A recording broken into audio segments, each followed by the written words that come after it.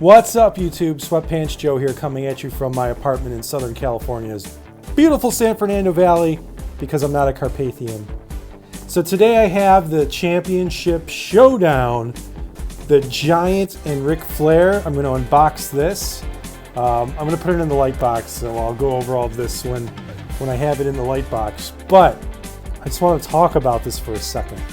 I originally was going to just buy this to keep in package, but I ordered it on Amazon, and as you can see the package, when you're buying stuff from Amazon, if you're a collector, like an inbox collector, just forget it. Forget Amazon. You're going to want to find them in the store or buy them from like Ringside Collectibles or Big Bad Toy Store or something like that. Because Amazon, they're just going to throw it in the box.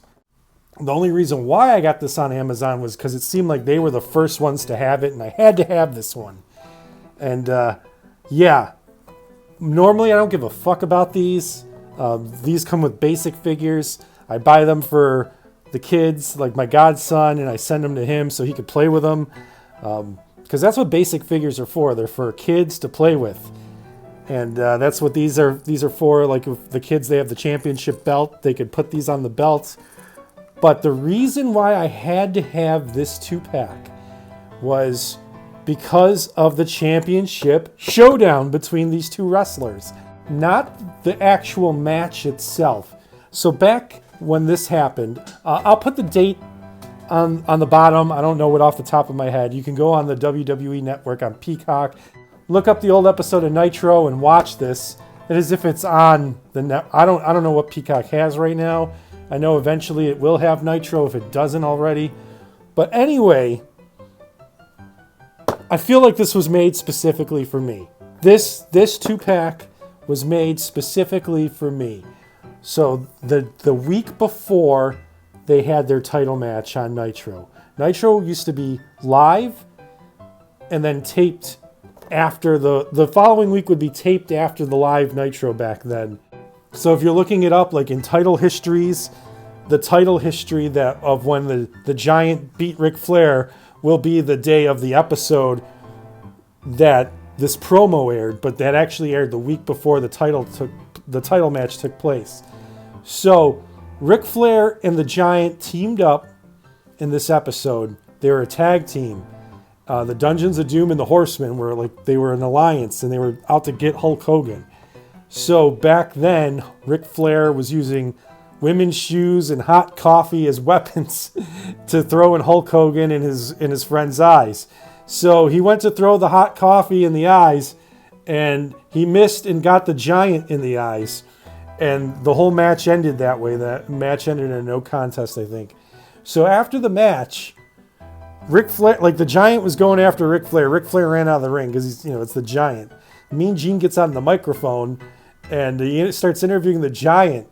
And the Giant, the sequence of events is my all-time favorite episode of Nitro ending. The Giant cuts this promo where he talks about how he's not happy and that hot coffee burned. But what it did was it lit a fire inside his soul. And when he says that, Ric Flair cuts him off from the booth. He's over at the announcer's booth now. And Ric Flair, he cut a promo. And he cut this promo. And it's the most ridiculous promo. Like, you look up Ric Flair promos on YouTube. And this one is my all-time favorite. This beats any other promo he ever cut. He cuts this promo and he's like, "Giant, I tried to apologize and you didn't like it. And now I'm mad."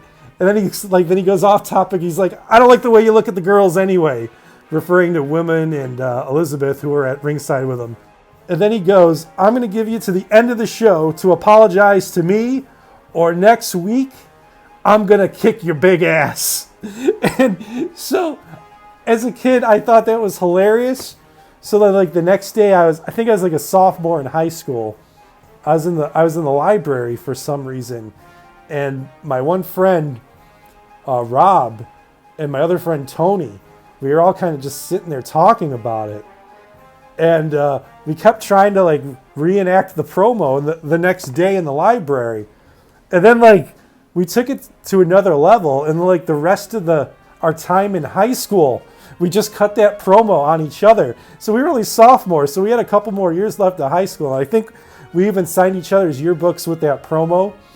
And then throughout the years, Tony and I, to this day, we still, this promo's almost 30 years old now, but we'll just cut it on each other when we see each other.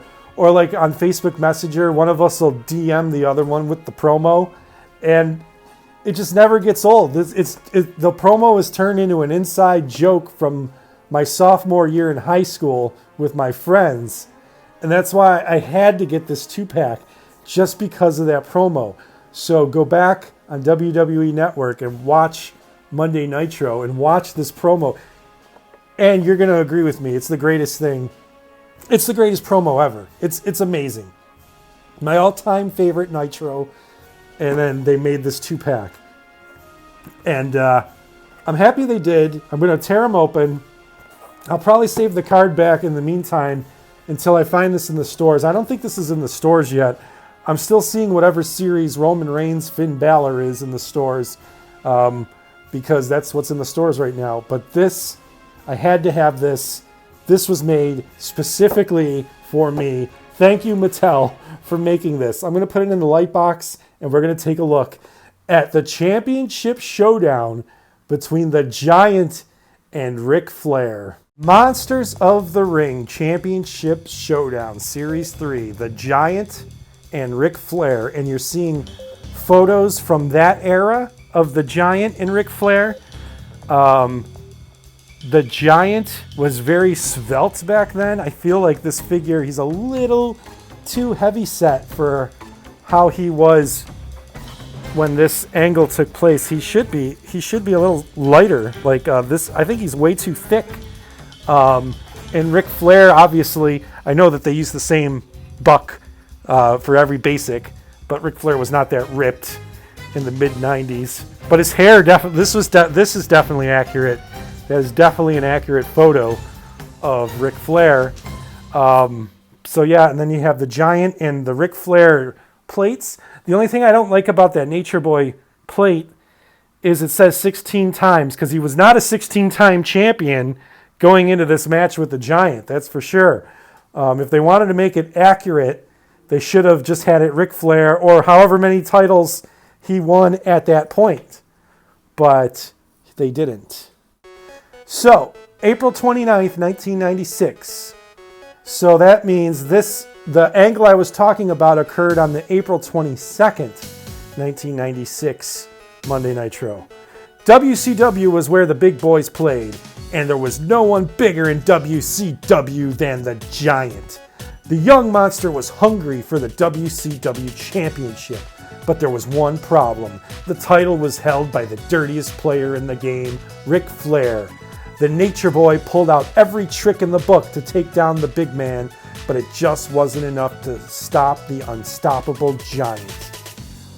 It sure wasn't. As we know, the Giant, Ric Flair had the Giant in the figure 4, and the Giant grabbed Ric Flair by the neck, broke the figure 4, put him in the chokehold, and then choke slammed him and got the 1-2-3. It was an unbelievable way to win that match. Just the way that the Giant was able to power out of the figure 4 like that and then choke slam Ric Flair and got the 1-2-3.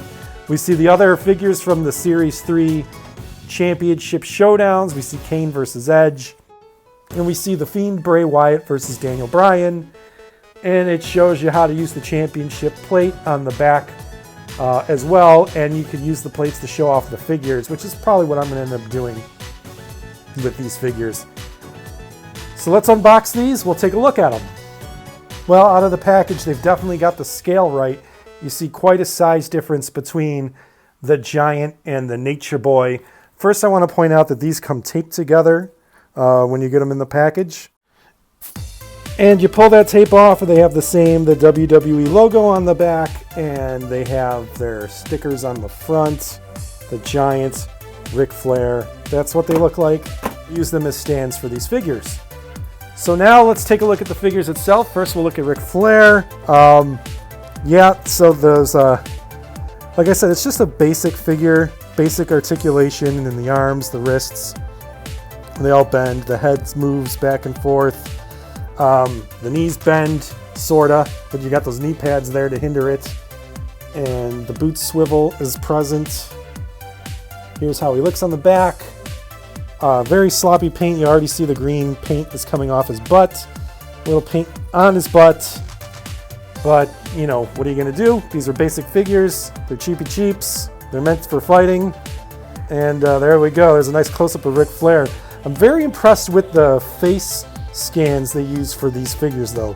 Because basic figures are usually pretty ugly scans. That's a good-looking Ric Flair right there. Look at that. Nice and close. Beautiful scan of Ric Flair. Yeah, no paint wear on the face so much.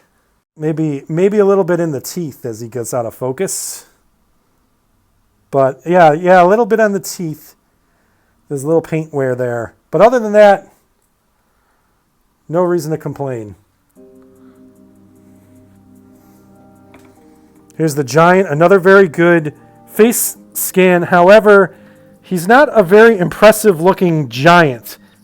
It's an impressive face, don't get me wrong, it's an impressive face scan, but he's very, like, just dull looking. Like, he doesn't have, like, a pissed off face. He's just kind of like, he's just kind of there. He's just like, ooh, I'm the Giant. Ooh, booby-dooby-dooby-dooby. And he's got the choke slam hand already. He's going to choke slam you through the mat, Ric Flair, and beat you. Here's the back of him. The paint wear is not as bad as Ric Flair's, but there's a little bit of black paint coming off already. But yeah, these are not bad basic figures, but I would have liked a better facial expression on the Giant.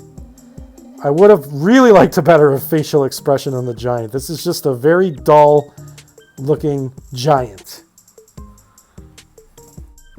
And you could do a little bit of posing with him. I have it. I tried to recreate when Ric Flair, like, he'd always get on his knees and beg for forgiveness when he'd accidentally do something stupid to his partner, and his partner would get mad at him.